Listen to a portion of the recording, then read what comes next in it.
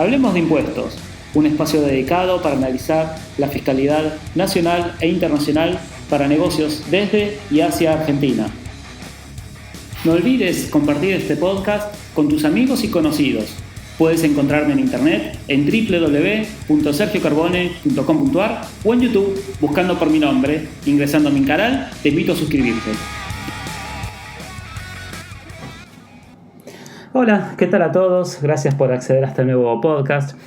Hoy es 18 de diciembre del año 2020 y la verdad es que desde que me desperté mi WhatsApp casi que explota. Explota con PDFs, mails, consultas, viste esto, Sergio, viste lo otro. ¿Y qué fue lo que sucedió? Y sucedió lo que estábamos todos esperando, ¿no? Se publica la ley 27605. La ley conocida como aporte solidario o extraordinario, que la verdad es que es una norma que venimos discutiendo desde hace meses, con proyectos del Poder Ejecutivo, modificaciones de cada una de las cámaras, diputados, senadores, y principalmente la doctrina, ¿no? Nosotros, los que analizamos, los que estudiamos, nos expresamos en diferentes ámbitos y en diferentes sentidos respecto de qué significaba esto. Esta norma o este proyecto fue atacado de retroactividad, por confiscatoriedad. Muchos de los ataques ciertamente eran injustos, no estaban bien basados y demás, pero había una cierta cuestión en la letra de la ley que daba espacio por lo menos a la discusión, al bullicio y demás. No quiero decir que la ley sea perfecta, ciertamente la ley tiene sus defectos, posiblemente los comentemos, pero bueno, la ley está. Así que vamos a comentar de qué se trata esta norma, vamos a hacerlo en varios podcasts, y la idea de estos podcasts es abrir un espacio para que reflexionemos sobre cuál es el contenido y cuáles son las dificultades que puedan ser y acercarles a una interpretación personal que podría ciertamente haberla hecho escrita. Quiero hacerlo de esta manera, luego la haré escrita, fundado como corresponde, siempre utilizando doctrina autorizada y sentencias de la Corte, pero básicamente no va a cambiar el sentido de lo que digo. Mi nombre es Sergio Carbone, soy contador público, graduado en la Facultad de Ciencias Económicas de la Universidad de Buenos Aires, y cualquier duda que puedan tener respecto de esto, bueno, se pueden contactar conmigo, pero por favor les pido, en el marco de una consulta profesional. Vamos a ver de qué se trata. La primera discusión es si esto es un aporte o no es un aporte, o si es un impuesto o no es un impuesto. Bueno, cuando uno empieza a estudiar abogacía, lo primero que aprende, lo primero que le enseñan es, bueno, ante un evento determinado, buscar la categoría jurídica a la que responde, ¿no? Y cuando estudiamos impuestos también, ¿no? Nos enseñan los elementos que definen jurídicamente un impuesto. Esto tiene todos los elementos que definen jurídicamente un impuesto, así que es un impuesto. Que lo llamen aporte no tiene sentido. La verdad es que eso no es el objeto de este podcast y encima ya lo hablé. Pero bueno, se trata de un impuesto. Dice que es un impuesto de emergencia y por única vez. Bueno, la verdad es que es una expresión de deseo, ¿no? Esta emergencia y por única vez no significa que el año que viene volvamos a estar en emergencia y revuelta se quiera un impuesto por única vez y de emergencia. Se habla de aporte extraordinario, obligatorio. Carece de sentido todo eso. Pero ¿dónde empieza a importarnos? ¿Qué es lo que nos dice el artículo 1? El artículo 1 básicamente nos va a decir, porque nosotros nos tenemos que preguntar si tengo que pagar o no. A un cliente nos va a preguntar, ¿tiene que pagar o no? La primera pregunta que tenemos que hacer es, ¿sobre qué bienes? Y bueno, son los bienes que estén que tenga el contribuyente a la fecha de vigencia de la norma. Pero empieza a ser interesante cuando vemos nosotros que el artículo 1 nos dice según los bienes existentes a la fecha de entrada en vigencia de la ley. Entonces nos deberíamos preguntar nosotros cuándo entra en vigencia esta norma. Y para esa fecha, para ese momento, que ciertamente va a ser anterior al 31 de diciembre del año 2020, eso no vamos a tener ningún tipo de dudas, vamos a tener una necesidad de reconocer cuáles son los bienes del contribuyente. Pero la segunda pregunta que me hago es, ¿qué es un bien de un contribuyente? ¿Cómo defino? ¿Dónde verifico que estoy frente al bien de un contribuyente? Y ahí es cuando empieza el artículo 2, en su inciso A. Artículo 2 que viene a estar orientado a definir a los sujetos, pero con una mala técnica legislativa, diría yo. Dentro de la definición de los sujetos, contiene o complementa la definición del objeto del gravamen. Yo hubiera preferido ponerlo en el artículo 1 y usar el artículo 2 solamente para definir los caracteres del sujeto. Pero el artículo 2, inciso A, viene y me habla de los contribuyentes, residentes, vamos a ver, pero me dice, por los bienes comprendidos y evaluados de acuerdo a la ley de bienes personales. Y fíjense que coloco el énfasis en comprendidos. Si yo uno lo que me dice el artículo 1, que me dice, usted deberá considerar como elemento objetivo los bienes que usted disponga a la fecha de entrada en vigencia de la ley, y que esos bienes serán los comprendidos en la ley de bienes personales, entonces la definición de bienes la tengo que tomar de la ley de bienes personales.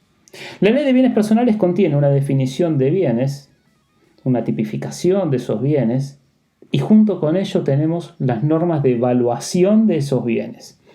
Con lo cual, todo aquello que sea bien para bienes personales va a ser objeto de análisis en esta norma. Y la evaluación que le demos para bienes personales va a ser el mecanismo que tenga para esta norma. Ahora, ¿esto qué significa? Y bueno, significa que toda esa batería de bienes que nosotros sabemos, independientemente de que estén exentos o no. Esto significa que si un bien está exento para bienes personales, ¿debiera estar comprendido en esta norma? Sí, por supuesto, porque es un bien.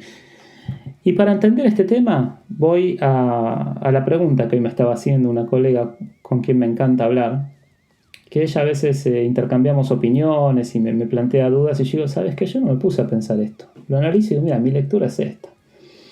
Me pregunta, ¿las participaciones societarias están comprendidas o no dentro del impuesto especial? Porque el contribuyente generalmente tiene la idea de que la participación societaria, como sabemos que está exenta porque se trata de un impuesto sobre los bienes personales que lo paga la empresa en carácter de responsabilidad sustituta y demás, bueno, la mesura de los bienes o yo tomando la declaración jurada del contribuyente no voy a encontrar como bien grabado una mesura X, porque esa mesura puede estar representada por las participaciones que son bienes, digamos, exentos del impuesto, ¿no? En realidad la definición no es exento, sino que son los computables porque han sido computados en carácter de pago único y definitivo. Pero bueno, la ley lo coloca por otro lado. Es una cuestión de derecho tributario, no tiene sentido que la vemos ahora. Pero la gente, bueno, realmente dice, bueno, está exento. Ahora, la exención fiscal en realidad es la nulificación del hecho imponible. Y para que algo esté exento, observemos que utilizar el término nulificación del hecho imponible significa que primero existió un hecho imponible, primero existió una materia gravada y solo por disposición legal se anula esa consecuencia jurídica pretérita que era la gravabilidad, se anula para decir esto no va a pagar por una exención. Entonces, la norma de vuelta, el artículo 2, inciso A, viene y me dice comprendidos y evaluados. Trae la norma de reconocimiento, trae la norma de evaluación, pero no me trae la norma exonerante. Y entonces un plazo fijo va a estar comprendido, señor contador, y un plazo fijo va a estar comprendido, ¿no? Pero usted me dice que el 31 de diciembre los plazos fijos están exentos. Sí, para eso es para bienes personales. Pero para esta norma va a estar comprendido. Y esta es la interpretación que yo hago de todo esto, ¿no? Incluso para quienes sean escépticos, luego este mismo artículo 2, inciso A, me dice, cuando habla de los bienes comprendidos y evaluados, se ocupa de aclarar, ¿no? Independiente del tratamiento que revistan frente a ese gravamen y sin deducción del mínimo no imponible, con lo cual, si se quisiera hacer una interpretación abusiva, ni siquiera es posible realizarlo. Entonces la primera pauta que nos viene acá a determinar esta norma, a decir, ¿qué bienes? Los bienes a la fecha de entrada en vigencia. ¿Cómo los evalúo? Conforme bienes personales. Lo lindo de todo esto, que también charlando con mi amiga, me voy a la ley de bienes personales.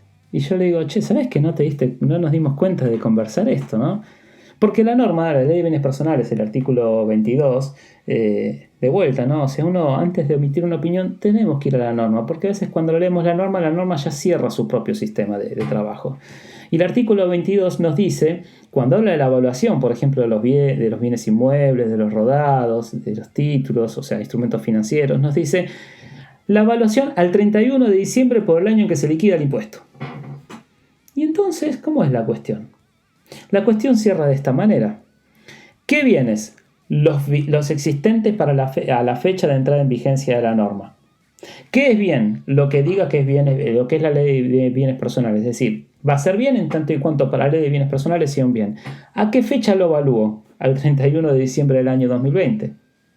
No lo tengo que evaluar, o no lo debería evaluar según lo que dice el texto de esta ley. No lo debería evaluar a la fecha de entrada en vigencia de esta norma. Lo tengo que evaluar a la fecha del 31 de diciembre por el año en que se liquida el impuesto, que es este. ¿sí? ¿Tengo que hacer 2 declaraciones juradas de bienes? Y generalmente no voy a tener que hacer declaraciones juradas de bienes porque en la mayoría de los casos un contribuyente lo que tenía la fecha de entrada en vigencia lo sigue teniendo el 31 de diciembre porque encima son escasos días lo que pasa. Pero si alguien modifica un patrimonio, voy a tener que hacer 2 mesuras de patrimonio. Primer nota que me parece que es interesante que lo tengamos en cuenta cuando vamos a analizar. Así todo, para los escépticos, que digamos que todavía existe algunas voces ahí dando vuelta intentando que las participaciones societarias no estén alcanzadas por el impuesto, les vengo a decir que como si fuera, que, digamos, para que no tengan dudas, el artículo 3 de esta norma viene y nos dice: para los sujetos alcanzados en virtud de lo dispuesto del artículo 2 inciso A, vamos a ver de qué se trata eso, de la presente ley, la base de determinación allí mencionada se calculará incluyendo los aportes atrás, fideicomisos o fundaciones de interés privado y demás estructuras análogas, participación en sociedades u otros entes de cualquier tipo sin personalidad fiscal y participación directa o indirecta en sociedades u otros entes de cualquier tipo existentes a la fecha de entrada en vigencia de esta ley. Entonces, no podemos tener duda que vamos a incluirlo, y no es que estamos hablando de un bien o de bienes que no estaban incluidos en la base del impuesto. Estaban incluidos en la base del impuesto de bienes personales, gozaban de un elemento nulificante, que claramente el legislador lo reconoció, sabía de qué se trataba y quiso que no se aplique para esta norma. Bueno, este es el primero de los podcasts, voy a tratar varios temas. Los invito a escuchar mi segundo podcast, donde vamos a hablar de la cuestión de la residencia. Cuestión rica en contenido. Nos vemos en el próximo podcast. Gracias a todos por escucharme. Les pido por favor que reenvíen el podcast. Son muchos temas, la idea es hacerlos cortos. Y bueno, la idea es que cualquier duda o consulta me pueden contactar. Mi página web es www.sergiocarbone.com.ar. Hasta luego.